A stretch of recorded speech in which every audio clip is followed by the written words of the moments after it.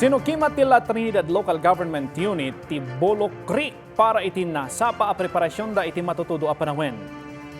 Iti inspeksyon ket nakapokus iti maisayangkat nga dang tapno maliklikan ti panakabara ti waig amang ituntunda iti panakalayos ti patagapaset ti ili.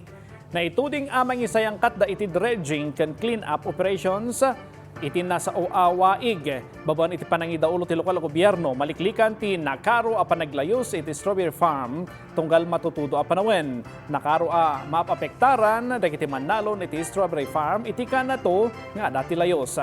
Nalpas metten ti proyekto ti DPWH iti Bolo Creek anam namaan da adakkel a makatulong.